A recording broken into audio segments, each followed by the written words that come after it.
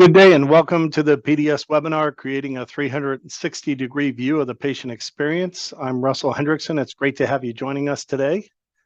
Joining me is Scott Everett. Hi, Russell. Thanks for joining us, everyone. And so today we're going to be talking about what is the patient experience and how should we be looking at it and different ways we can look at it. And of course, in order to do that, we really need to think about the patient as being in the center of the universe. I know maybe that pun is a little lost, but here are patients, they're sitting out in the center of the universe. But the patient experience really is about everything that happens to and about the person who happens to be the patient. And that's what we're going to be talking about today. Yeah, so when you talk about patient experience, it's really important that we understand that this is all really about balancing perspectives. We and our providers have an idea of what's going on in our practice most of the time. We know we give good care. We know we're doing the best that we can, but a lot of times the patients may be telling a little bit different story. And so what's important is that when we have these conflicts or when the patients are telling us something that we don't think is going on, that we turn to our data and our analytics to really understand the truthfulness and what we need to work on to correct those errors in communication. Right. And so as we explore these three perspectives, let's start with the patient's perspective, which really is, everything from when we first decide to engage, how do we get into the clinic? What kind of experience do we receive as a customer? What about the quality of our visit? And ultimately even, is it productive or profitable for the practice? But ultimately, is the organization, showing and being supportive of my needs? And ultimately then even how does follow-up care work, or even any kind of follow-up incidents that might even include the billing? And so these are the different areas that we're going to look at as we think about the patient's experience. And so, the first question really to ask is, what do patients want? Yeah, it's interesting because if we think about it from the practice side of things, we think that the patients want outcomes. Something hurts, they want it not to hurt. We can make it not hurt, that we think it's a good experience for them. But in reality, most surveys will tell you that customer service is first and foremost of what the patients want. They want to feel like they're important and that the practice is treating them accordingly. And what's interesting is, you think about outcomes not even second. Cleanliness of the office is second. It's really important that we drive this customer service and treating the patients and making sure that they're having that they're first and foremost in our minds with that. Yeah. And so the question would be then, how do we understand what the patients are thinking, right? And there's several ways. One is they may tell us directly right while they're in the clinic, or they may, hopefully it's something positive, had a great experience, but they oftentimes might even complain or ask to speak to a manager or a supervisor if they have a problem. So certainly we may hear about it during the visit. Of course, we can look at patient survey data, and we'll dig into that a little deeper and hear what they're telling us via surveys. And then, third area today, very important, is online reviews.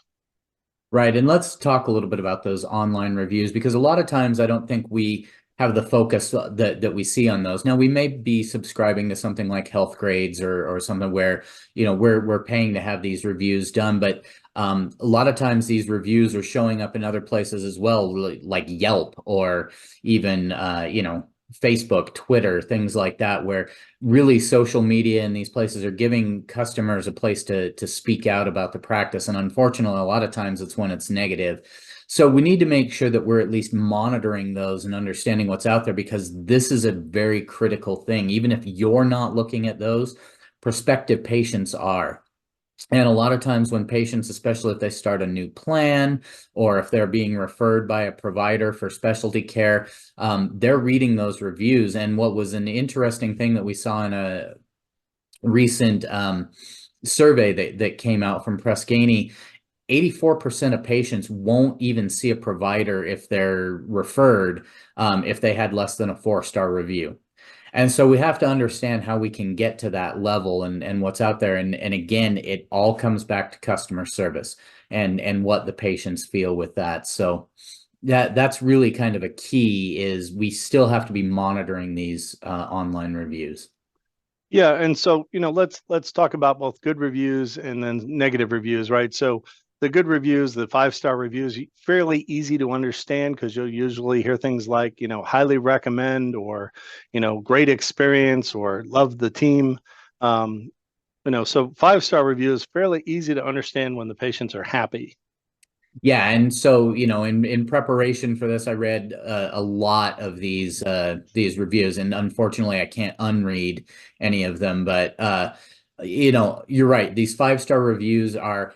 It was easy to get in. I had an easy time scheduling an appointment. They could see me quickly. The staff was great. They had good technology shows up a lot, that I have the latest in technology, and a lot of times that just comes out by how the office is designed or laid out, things like that, and that they're communicating effectively. These are the ones that get these highest level reviews. These are the ones that people say they would definitely recommend this practice to a friend.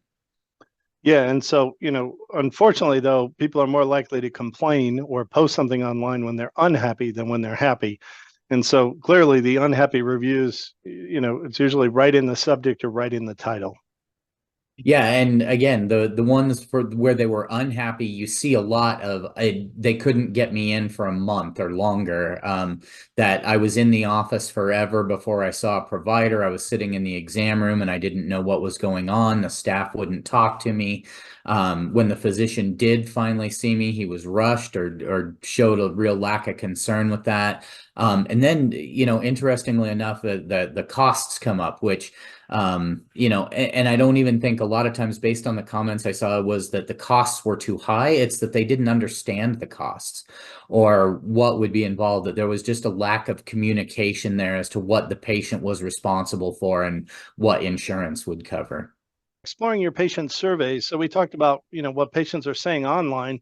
Obviously, another key area would be to look at our patient surveys. Just about every organization is doing surveys. If they're not doing them, the insurance companies are doing them for you. And so you're getting feedback, and hopefully looking at what's going on in those surveys. It's a great place to see what's going on. Now, you can pick up a few metrics. Some organizations might share or embed a few metrics into their dashboards or visuals, but we really need to go a little deeper to understand, those survey questions. There can be 15 or even 20 survey questions. And, one of the complaints that I've heard from organizations is that they don't know how to work with them or how to analyze them or how to roll them up. So let's take a look at a visualization here. And so at a very high level, what you're seeing is we've run across our different divisions, and we've got, just a provider score. We picked up would recommend provider, would they recommend the practice? So we picked up some key metrics, but we built this into a visualization. We'll talk about the technology and how to be data driven, but we can very quickly, overall just grab and highlight, who are those bottom performers? Where might we be seeing them? So this is a great place to start. Maybe we want to visualize how they're responding to the care team. Maybe we've got, just a few areas where the care teams were struggling, or maybe we have some staffing issues we'll talk about. So it's very easy to analyze through the data and go a little deeper than that. Yeah, but I think it's really most useful if you can get even a little bit more granular than this, where we probably even want to get down to the individual questions. It's, you want to obviously manage the entirety of the patient experience, but if there's one or two areas where you really seem to be struggling or a little bit lower, you can dig down even into the individual questions, and you can see, is this an access issue? Is it a care team issue? You can actually even filter on, filter your CAPS information out of your survey information. And then you can see easily who are the providers that we maybe need to work with, whether it's their care team or whether it's the provider themselves. But these are the ones that we need to kind of help manage up so that we can get those scores up to where we want to see them. Yeah. And so, key, as we were just talking about, is the ability to understand, patient access. Getting the patient in is probably one of the biggest areas that we hear complaints about. It's also one of the biggest areas that, the patient experience starts with, when are they going to see the physician and how long are they going to have to wait? And we've got a great quote on this one. I think performing the surgery is easier than scheduling the surgeon. Scott, where did we find this quote? Yeah, that's from my mom.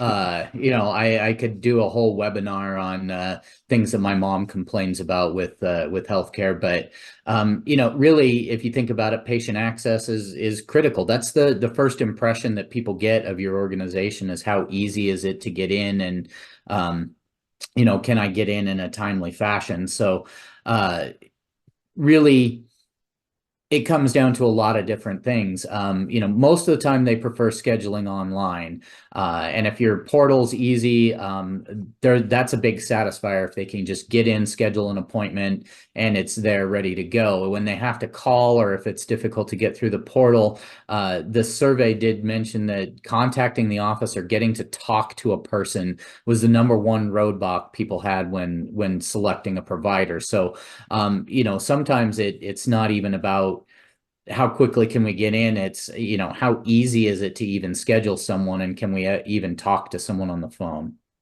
Yeah. So, getting through on the phone, I know one particular practice that I frequent, usually the first thing I hear is please hold, right?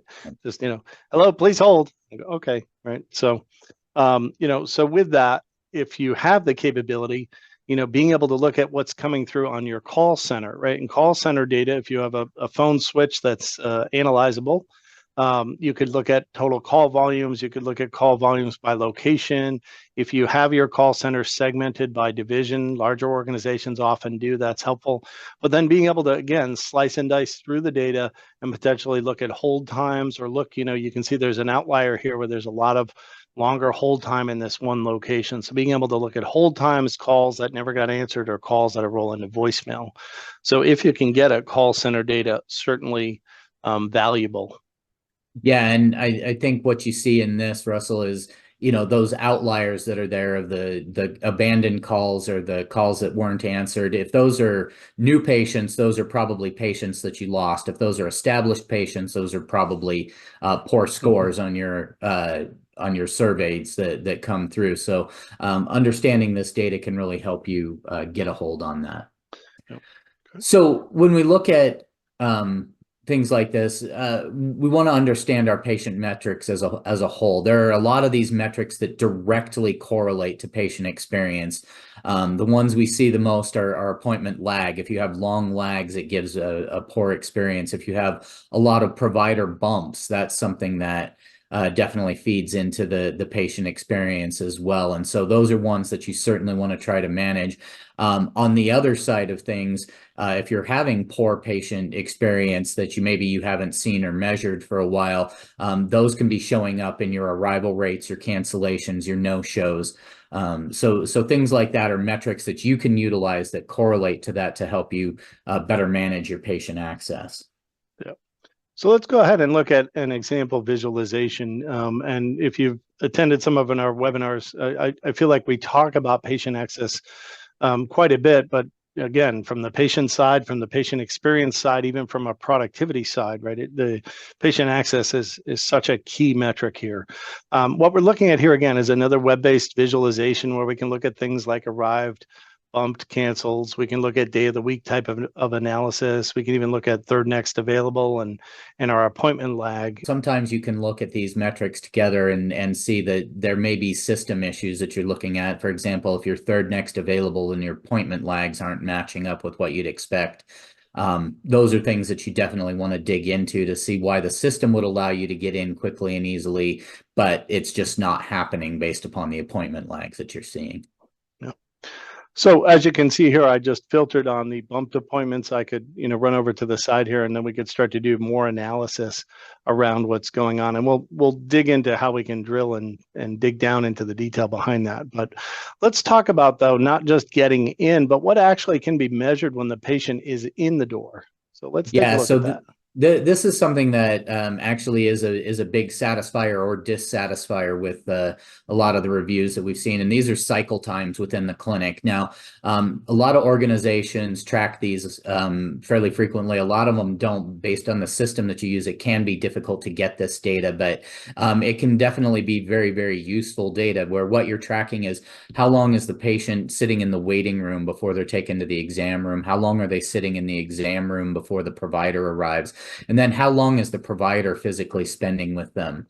Now, this is something that requires a balance. You would think that the patients, they want a good amount of time with the provider so that they can communicate and be clear. But a lot of times the patients also come in with expectations of how long this appointment is going to last, when they'll be getting out, things like that. If those expectations aren't met, it can definitely be reflected in those scores. Additionally, if the providers are scheduling 15, 20, 25-minute appointments, but they're spending 45 to 50 minutes with the patient on average, it can create kind of a backlog that gets worse throughout the day. And so really making sure that we're reconciling those and optimizing the templates that we're building with our appointment duration times and the amount of time the providers spend with patients is something that can really help us get those scores up to where we want them to be again. So, we've talked a little bit about now what goes on when the patient's in the clinic, but let's talk about what happens afterwards, because that can have such a negative impact on how a patient might feel about their experience as a patient, right? And so, one of the things we have to think about is what happens when the bill comes in the mail. What happens if they get an EOB with a denials notice, or even is there follow-up care? Or maybe they were supposed to make an appointment and they weren't able to get their follow-up care appointment, or maybe they even had some questions about what was the medicine that was prescribed. And so, I think this quote says it best: the entirety of the patient experience can often be perceived by the one lowest denominator moment. And so there are quite a few reviews, and there's quite a bit of experience where this can really taint the patient's experience. Yeah, I think it's great because I heard someone say, yeah, it's the lowest common denominator, so you can't have any of those. And it's interesting, in our neighborhood, we have kind of we try to work together to help each other out with the various skills that we have, where we have some auto mechanics, some landscapers, some plumbers, things. I don't have any of those skills. And I didn't think I'd be helpful at all until recently found out that I have quite this important skill that people are in need of. I can navigate a medical bill. And I can help them see what they're responsible for, what they're not responsible for, what's going on in the billing process. And recently had a friend who had a surgery, and it came back as denied. And this friend of mine was very, very scared that she was going to be stuck with this huge surgery bill, when really what it was denied for a documentation purpose, and the practice was putting together the documentation needed so that the insurance would pay for that. But again, there was just no communication between her and the practice, and that led to a lot of fear, a lot of dissatisfaction with her. So making sure that we're clearly communicating with these patients after the fact, and making sure that our bills and statements are very easy to read and understandable as far as what the patient is responsible for and when they're responsible to pay it. Yeah, and Scott, even in your story there, you talked about lack of communication. And so, we have to look at it obviously from the management perspective, which is, I've yet to walk into a doctor's office still that doesn't have some kind of a sign that might say, please be patient, we're understaffed, right? So we're still seeing in healthcare staffing challenges. Actually, in quite a few different industries, we're still seeing challenges with labor shortages, but ultimately it's directly affecting obviously physician productivity, which might mean longer wait times in the clinics, certainly affecting the staff, the front desk staff. I almost sometimes I'm so empathetic when I walk in, you're waiting to check in, and yet they're answering and they've got two phones in their hands sometimes, right? So ultimately all of those things are impacting the patient experience, and obviously also impacting the cost and the profitability of the practice. What's really interesting, though, is there was several surveys done, one in particular by the VA, and they talked about employee engagement and the impact on the patient experience. And the studies showed that when employees were more engaged, they provided better outcomes. And by increasing and measuring employee engagement, if we can increase employee engagement, it had a direct impact on the patient experience. Yeah, I mean, to get even more detailed, what it said is for every point you can improve in employee engagement, you improve half a point in your patient experience scores. And so if you really want to, start getting up to those highest percentiles with your patient experience scores, making sure that you're working with your employees and doing employee and understanding your employee engagement can definitely help you out a lot there. And there are a lot of metrics that you can look at with regards to employee engagement. You can look at the scores themselves if you're running frequent surveys. But a lot of times what you want to look at is beyond just kind of head count and things like that. Look at your turnover rates, because that's the thing that's going to be difficult, particularly in this environment where it's difficult to recruit and retain or recruit new staff. And there's a lot of costs involved with that, where you have to pay out upfront bonuses, signing bonuses, and things like that. So it's not just a patient experience issue, it's a cost issue, things like that. Employee engagement and reducing your turnover rates is definitely something that helps all the way around. So, thinking about measuring engagement, obviously some of the challenges of managing and leading organizations, but we also have to be considerate of productivity, right? Balancing our organizational productivity, our staff productivity with the patient experience. But ultimately, there's several good correlations here, which is if when we provide good quality, obviously we get good outcomes, improving the patient experience. When we engage our staff, less likely to have turnover, and ultimately that will increase productivity, but it will also improve the patient experience.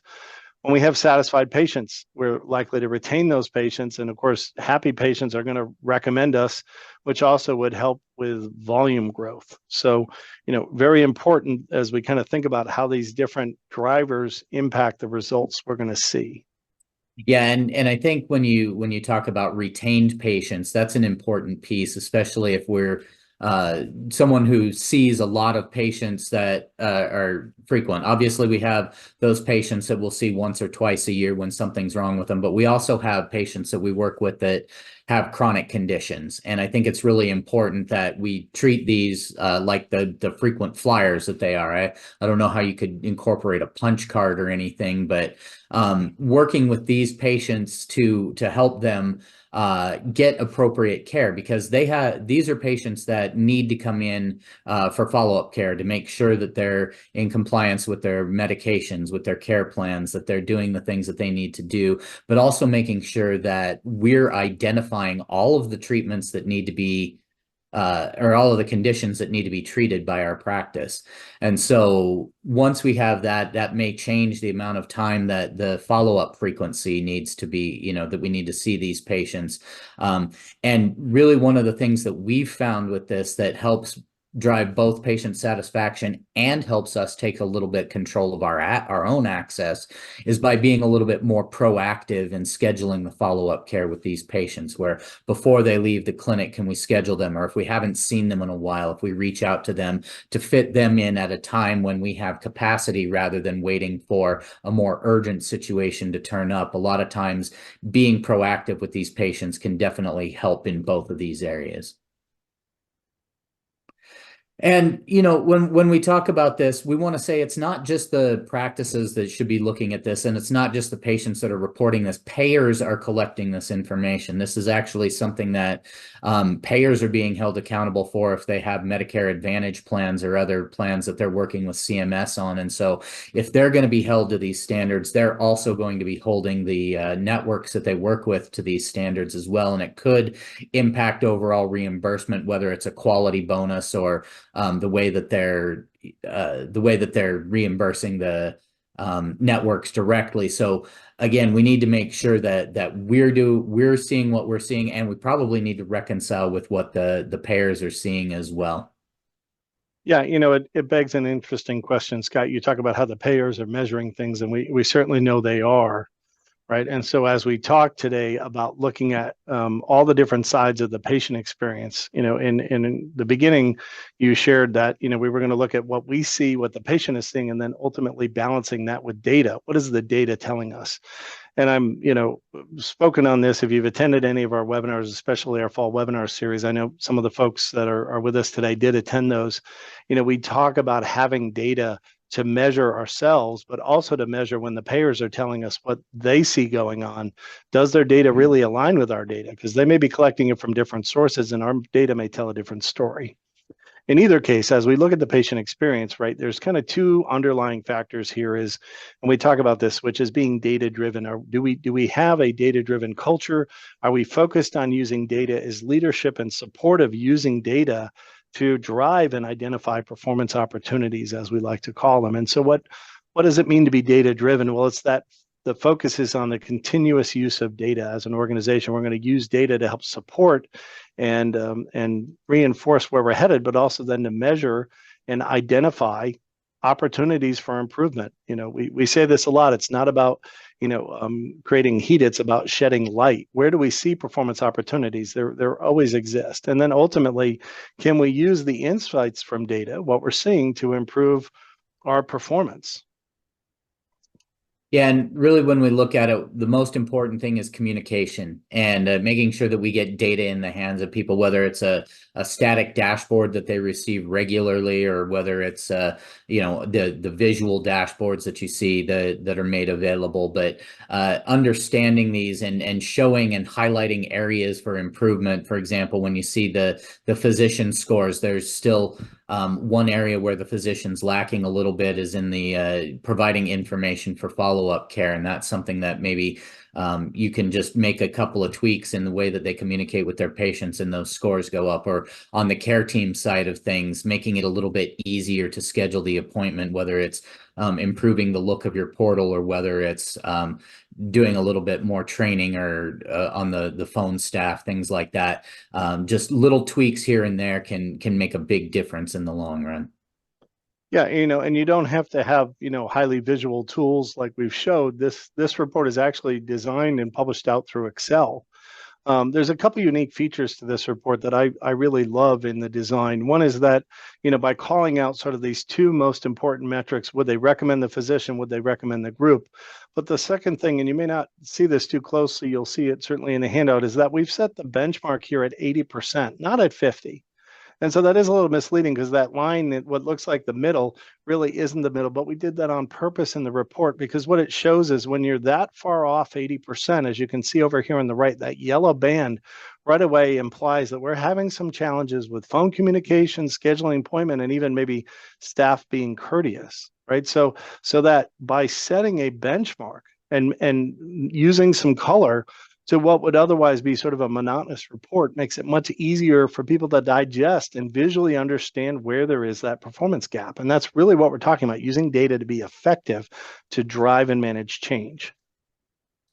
Yeah, and really what's important is that you take that data and you get just beyond trending the data and summarizing the data. But like you said, adding benchmarks to provide context, and the benchmark doesn't even necessarily need to be some external thing that we search out and pay for. It can be just an internal target of what is it that we're shooting for. It's the context that matters.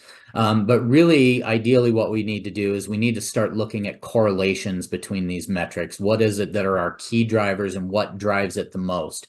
And so understanding these relationships and looking at these, multi-metric reports is something that can definitely help us and get up to the highest level, which is then, again, projecting out where we could be if we did the things that we still need to do. So let's go ahead and take a look at a visualization. And this original visualization was really designed around physician productivity, right? So we're looking at work RVUs by division. We've stratified the physicians. And then down here in the bottom right, you can see all these physicians to the left of the benchmark are fairly low on their work RVUs, and all these physicians to the right are fairly high. Well, what's interesting about this visualization, and this obviously was done on purpose, is we put right in the center patient satisfaction. And we didn't just put patient satisfaction, but we're actually comparing the ease of scheduling, which is on the x-axis here, to would recommend care from the provider score, right? So what you can start to see then is all of these lower areas, these are some of our lower outliers, right? What's interesting, though, is we don't just want to look at lower performing physicians or top performing physicians, but we certainly want to be mindful that high producers might also have some very low scores, right? So those could be areas of opportunity where maybe we don't have good patient access, or even though the physicians are very productive, the patients aren't really happy with the quality of care that they're getting. So, this is an example where we're blending, and then of course we're providing other metrics like charge lag and coding curves, and even the volume of patient appointments, so we can start to understand where the physicians potentially have performance gaps, but keeping in mind that patient sat. The Yeah, other and that thing, patient set yeah, please. is definitely interesting to me when I look at it, because you kind of have those four quadrants in there where you're looking at the correlation between two questions themselves, and you can see that line just intuitively. But what's interesting is you do have some outliers where they weren't at all satisfied with how easy it was to get in, but they would recommend, or others may say, no, it was pretty easy to get in, but I still wouldn't recommend that you go there. And so, understanding those and even getting down to a granular level to see where that's occurring, it can definitely be an interesting analysis. Yeah, and so we've talked about that. And so if we're going to be data driven, we have to talk about what is best practice in analytics, because today these visualizations from companies like Power BI and Tableau, are kind of very popular. But what oftentimes we see organizations lacking is the ability to literally go, let's dig into this scheduling data, and with a simple point and click, slice and dice and drill down and move out of a visual into what is a cube or a pre-summarized data source. So we can point and click very quickly. We can drag and drop and move metrics around on the screen and start to do analysis and understand what's really going on. And so, for example, maybe we want to look at what's going on Fridays and which physicians are bumping the most appointments. And as you can see, at least in cardiology here, these top two physicians jump right out. So we can then move from this sort of quick point and click analysis and even drill down. And so this is where organizations, a lot of times their data strategies are limited, because we just went from a visual dashboard into a slice and dice, or what we call cube analysis. We're able to explore the data and then drill actually all the way down to the individual patient detailed appointments. And we could start to then filter through this data or run out reports where we want to see, what are all the patients that got bumped? When are they getting bumped? How long did they wait? Where are they? Or what are all the patients that cancel their appointments? And maybe we want to make sure that they've been followed up for their, for the care that they missed. So again, that ability to have slice and dice analytics, drill to detail, and get, at whatever level of detail is both critical when we're blending data, but also to make sure users can have access to the data they need to understand what's really going on. Yeah, and another place where we have started seeing patient satisfaction scores come more often is in physician compensation reports. We talked about how payers are starting to incorporate it into their reimbursement models, and if we're trying to align incentives between the practice and the providers that way, it makes sense to start at least having the providers look at this, engaging the providers with these scores on their compensation reports, even if it's not part of the plan. And then it makes sense maybe at some point to start incorporating it, even at a small level, into the compensation plan itself, so that the providers are being held kind of have direct control over this, and it's something that they're motivated and incentivized to work to improve. Yeah, yeah. So, what we're really talking about then is moving away from, and we see a lot of this with compensation reporting, trying to move away from these manual processes where we spend a lot of time running different reports, and then we're trying to manually blend them often in Excel. Then we might spend more time and days trying to deliver data, only to find out that maybe we made some mistakes because the process is clunky and cumbersome. And so what we're really trying to do as an organization is move away from being just manually driven and move into having better analytics tools like you're showing, where we have our data modeled, the data is refreshed nightly, and then the users have access to, whether it's the visual dashboards that blend data, that slice and dice cube kind of capability where they can explore data, or even just reporting down at the detailed level. And they should be able to move between their experience somewhat seamlessly.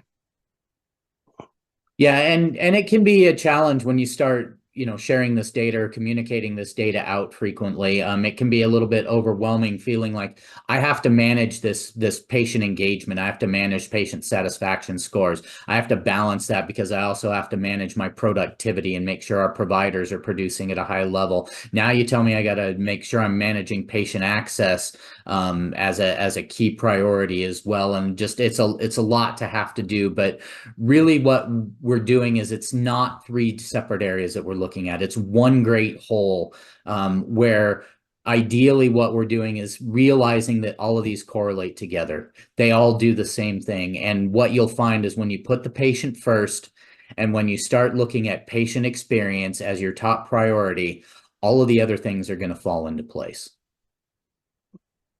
So I do want to have time for some questions, but what we've been talking about is balancing the patient's perspective, obviously ensuring management, leadership perspective, and then using data to help uncover and identify opportunities. But when it comes to the patient experience, I'll let you finish this one, Scott, since it's your quote.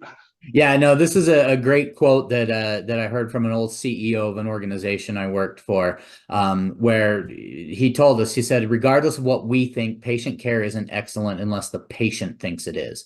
And again, we're balancing the perspectives, but it doesn't really matter what we think is going on. It doesn't even really matter what our data is telling us.